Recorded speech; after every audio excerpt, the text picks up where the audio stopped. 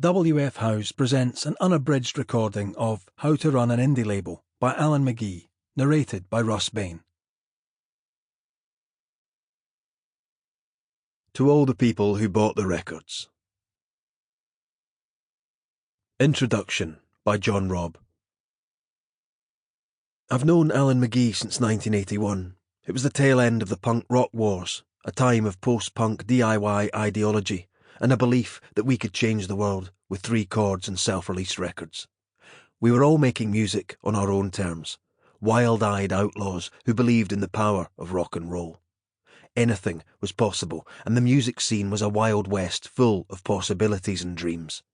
It's been a long and strange journey. While some people made records, others made history. Some people made both. Before that, growing up in the pre-punk 70s, no one would have thought of running a record label, let alone releasing a record. That seemed like a supernova glam world, way out of reach of mad music geeks like Alan McGee. Punk rock changed all that. It was empowering and tore a hole in the cultural fabric and allowed everyone in. Looking back, decades later, McGee would say of the mid-90s Britpop years, "We all took too many drugs and my behaviour was quite mad." In those post-punk years, however, when everything was possible, he took no drugs, but was perhaps even madder. In that time of both grinding political nihilism and thrilling cultural possibility, he was like a whirlwind of energy and enthusiasm, driven to make sense of the world and his own life through music. As we all plotted our own take on this brave new world, he suddenly appeared out of the ether. I couldn't say no to the vision from this passionate and fiery Scottish voice crackling down the line when I picked up the phone at my parents' house in Blackpool, where I was living for a few months after being kicked out of Stafford Polytechnic.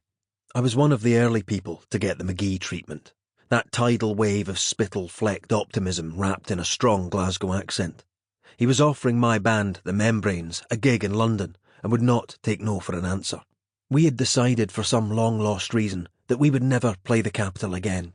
It was the kind of irrational decision that defined the maverick ridiculousness of the then underground music scene as we railed against the then horrible music biz stench of the small gig circuit of the Capitol. Maybe this was because the gigs in the big city were rubbish. You were treated like fools who were desperate to play in London because, hey, you might get spotted by a label. Unlike the rest of the country, there was a spider's web of thriving local scenes appearing on the back of the fanzine culture, with zine editors and music fans putting on gigs and building networks in their towns. The London venues made you feel you were lucky to be allowed to play in their city. They thought it was an Sample complete. Ready to continue?